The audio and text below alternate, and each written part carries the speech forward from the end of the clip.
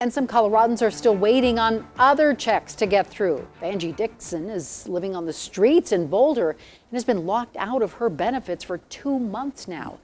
So she's reaching out to contact Denver 7. Liz Gilardi is tackling legitimate unemployment claims that now hang in the balance.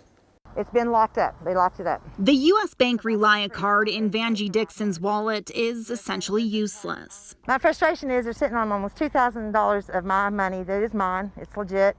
You know, we're not fraud. We're not, I am who I say I am. She's using the card to access her unemployment benefits, and she desperately needs the money. Survival. We're homeless now due to this. I couldn't pay my rent, so we're homeless.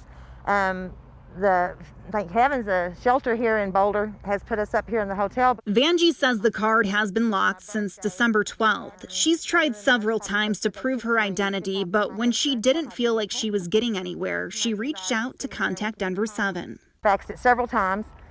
I was then informed that it was the wrong phone number that I'd been faxing it to. So I was given another phone number. I faxed it to them. We contacted U.S. Bank ReliaCard, and a spokesperson told us their customer service team would reach out to Vangi as soon as they can.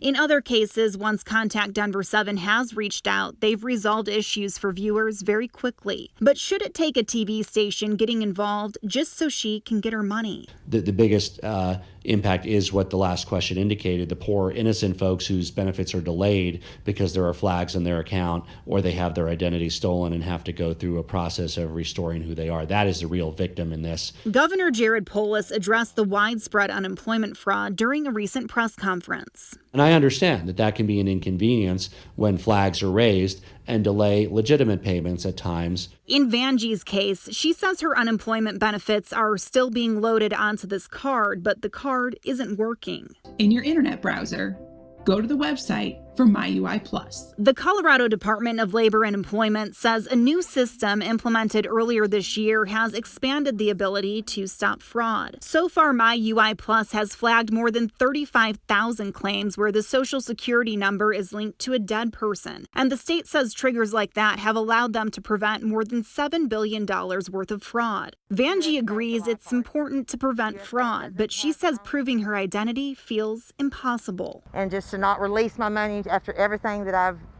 handed over to these people is, I have a letter from the shelter stating I am who I am. I just don't know where else to go. Liz Gilardi, Denver 7.